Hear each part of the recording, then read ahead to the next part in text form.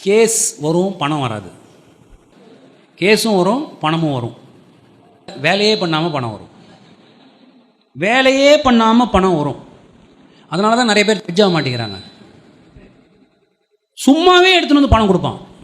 இப்போ ஏன்பா இவ்வளோ பணம் கொடுக்குற லெவலுக்கெல்லாம் கேட்க வேண்டிய, நம்ம சைடில் அப்படிலாம் கேட்குறோம், நார்த்துலலாம் அப்படிலாம் இல்லை. பட் இங்கே இன்னும் கூட அந்த கல்ச்சர், அந்த நம்மளுக்கான அந்த ஒரு ஒரு ஒரு டிசிப்ளின்லாம் இருக்குது. அதெல்லாம் அப்படியே நம்ம மெயின்டைன் பண்ணணும், ரொம்ப முக்கியம். நம்ம ஈட்டிக்காரன் இல்லை. ஈட்டிக்காரன் தான் இன்னொருத்தனுடைய ரத்தத்தை உறிஞ்சி எடுப்பான். அதுமாதிரி ரத்தத்தை உரிய வேண்டிய அவசியமே இல்லை. நம்மளுக்கு என்னங்க வேணும்? காத்தாலேருந்து எழுந்த பிறகு ஒரு காஃபி வேணும், ஒரு டிஃபன் வேணும், மதியம் சாப்பாடு வேணும், சாயங்காலம் திரும்பி வந்து ஒரு டீ காஃபி ஸ்நாக்ஸ் வேணும், நைட்டு ஏதோ ஒரு டிஃபன் வேணும், போயிட்டு வரதுக்கு ஒரு கார் வேணும், இருக்கிறதுக்கு ஒரு வீடு வேணும். மினிமம் நம்மளுக்கு என்னென்ன ஏசி இருக்குது, இன்னும் என்ன வேணும்?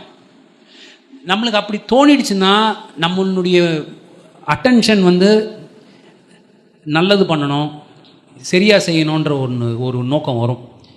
நம்மளுக்கு பணம் மிஷின் மாதிரி நம்ம ஆகிட்டோம்னா நம்மளுக்கு ஒருத்தர் கூட ஜூனியராக இருக்கிறதுக்கே விருப்பம் இருக்காது. எனக்கு என்னுடைய ஒய்ஃபும் வந்து அட்வொகேட்டு, அவங்க பேர் உஷான்னு பேர். அவங்கனால தான் இன்றைக்கி நான் ஜட்ஜாக உட்காந்துருக்கேன் அப்படின்றத நான் பகிரங்கமாக ஒத்துக்கணும். இங்கே அவங்க ப்ராக்டிஸ் பண்ணியிருந்தாங்கன்னா அவங்க ஜட்ஜாக இருப்பாங்க. எவ்ரிபடி நோ எப்படி பண்ணுவாங்க அப்படின்னு சொல்லி. She sacrificed her life for me. That is the beauty of a husband and wife relationship. எதுக்கு சொல்கிறேன்னா, அந்த கல்யாணம் எங்களுக்கு 1997 நடக்கும்பொழுது என்னுடைய ஸ்டைப்பண்ட் 750 ரூபா, அவங்களுடைய ஸ்டைப்பண்ட் 750 ரூபா. 97 750 ருபீஸ். ஸோ டோட்டல் இன்கம் என்ன? 1500 ருபீஸ்.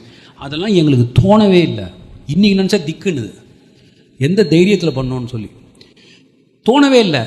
ஸோ அந்த பணம் கிரிப்புக்குள்ளே நீங்கள் அந்த இனிஷியல் இயர்ஸில் மாட்டினீங்க அப்படின்னு சொன்னால் உங்களால் மேலே வர முடியாது. I am sorry to say it, but அதுதான் உண்மை. உங்களை பிடிச்சி இழுக்கும். பண்ணு, இவரை போய் பாரு, அவரை போய் பாரு, கொஞ்ச நாள் வேலை செய்யும் அது. அதுக்கப்புறமா வந்து உங்களை ரொம்ப பாதாளத்துக்கு எடுத்துகிட்டு போயிடும். நீங்கள் நல்ல மேலே வரணுன்னா நல்ல ஃபவுண்டேஷன் போட்டு தான் ஆகும். ப்ளீடிங்ஸ்க்கு நான் சொன்ன ஃபவுண்டேஷன் மாதிரியே ப்ரொஃபஷன்லேயும் நீங்கள் அந்த ஃபவுண்டேஷன் போடலை அப்படின்னு சொன்னால் குறுக்கு வழி வந்த எவனும் உருப்பிட்டதா சரித்திரமே இல்லை. அவனும் அழிவான், அவன் குடும்பமும் அழியும். இதை வந்து நம்ம மனசில் வச்சுக்கணும். நம்மெல்லாம் திருவள்ளுவர் வாழ்ந்த நாட்டில் வாழ்ந்துக்கிட்டு இருக்கோம். நம்ம கம்பர் வாழ்ந்துக்கிட்டு இருந்த நாட்டில் வாழ்ந்துகிட்டு இருக்கோம். அவங்க எல்லாரும் முதல்ல பேசின பேச்சே ஒழுக்கத்தை பற்றி தான். ஔவை ஆண ஆரம்பிக்கும்போது அறம் செய்ய விரும்புன்னு ஆரம்பிக்கிறாங்க. படின்னு சொல்லலை அவங்க, முதல்ல அறத்தை வளர்த்துக்கோ, அப்புறம் கல்வியை வளர்த்துக்கோன்றாங்க. ஏன்னா அறம் இல்லாத கல்வி ஹேக்கரில் போய் முடியும். இன்றைக்கி ஹேக்கர்லாம் யார் தெரியுமா? பெரிய இன்டெலிஜென்ட் ஆளுங்க. ஒழுக்கமே கிடையாது, ஒழுக்கம் கிடையாது அவங்கக்கிட்ட. ஐஐடி ஐஏஎம் படிக்கிறாங்க, தூக்கு மாட்டுன்னு சாவறாங்க.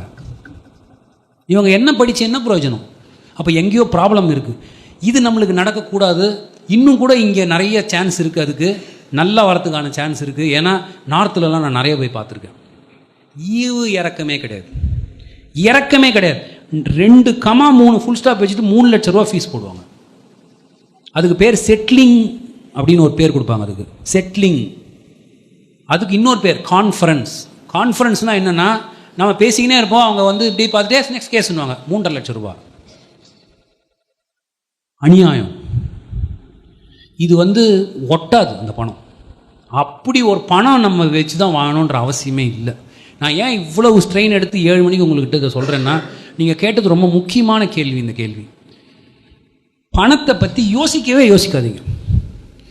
தானாக வரும் ஒரு ஸ்டேஜில். உங்களை எவ்வளோ பேர் இழுக்க ட்ரை பண்ணுவாங்க. இவர் போய் பாருங்கள், அவர் போய் பாருங்கள், இப்படி போய் பண்ணுங்க, அப்படி. எதுக்குமே விழாதீங்க. ஒரு நாள் உங்களுக்கு வந்து உங்களை அறியாமல் ஒரு பெரிய ஆஃபீஸே உங்களை சுற்றி உருவாயிருக்கும். அதுக்கு பண்ண வேண்டிய ஒரே வேலை, கன்சிஸ்டண்ட்டாக வேலை செய்யுங்க. எல்லாராலையும் வந்து கபில் சிபல் மாதிரியும் பராசரன் மாதிரியும் சோலி சொராப்ஜா மாதிரி இருக்க முடியாது. ஆனந்த் வெங்கடேஷ் மாதிரியும் சில பேர் வாழ்ந்தாகணும். எப்படி வாழ்ந்தாகணும்னா, கன்சிஸ்டண்ட்டாக பண்ணிக்கிட்டே இருக்கணும். ஒரு வேலையை எடுத்தால் கன்சிஸ்டண்ட்டாக பண்ணிக்கிட்டே இருந்தால் என்ன ஆகும்னா, நம்மளுடைய பிரெயின் அப்படியே வயர் ஆகிடும். அதுக்கு ஜேர்னல் எடுத்து படிக்கிறது ஆரம்பத்தில் ரொம்ப கஷ்டமாக இருக்கும். ஆனால் அது ஒரு பழக்கமாயிடுச்சுன்னா வியாதி மாதிரி ஆகிடும். எனக்கெல்லாம் அந்த வியாதி உண்டு. சனிக்கிழமை ஞாயிற்றுக்கிழமையெல்லாம் இந்த குவார்டர் அடிக்கிறவங்களுக்கெல்லாம் கை இப்படி நடுங்கும் சாயங்காலம் ஆச்சுனாக்கா. அது மாதிரி எனக்கு சண்டே அன்றைக்கி நடுங்கும். ஏன்னா அந்த ஜேர்னலை எடுத்து படிக்கணுன்றது அந்த லெவலுக்கு எடுத்துன்னு போயிட்டேன் நான். அதை இன்றைக்கி கூட நிறைய பேர் பெரிய ப்ளஸ்ஸாக பார்க்குறது, நான் இப்படி கை என்னுடைய பேடுக்கு போகும்போது ஒரு சந்தோஷமான விஷயம், நீங்கள் உங்களுடைய கை பேனாக்கு போகுது. அது I am very happy about that. At least நீங்கள் அதை எடுத்து எழுதுறீங்க பாருங்கள், அதுவே உங்களுக்கு ஒரு பெரிய ப்ளஸ். அதனால் கன்சிஸ்டண்ட்டாக பண்ணிகிட்டே இருங்க. நியாயமாக இருங்க. நியாயம்தான் உங்களை கடைசியில் எடுத்துகிட்டு போகும். குறுக்கு வழி எதுவுமே உங்களை கூட்டிகிட்டு போகாது. போகிற மாதிரி பண்ணி பாதாளத்தில் தள்ளி விட்டுருவோம் உங்களை.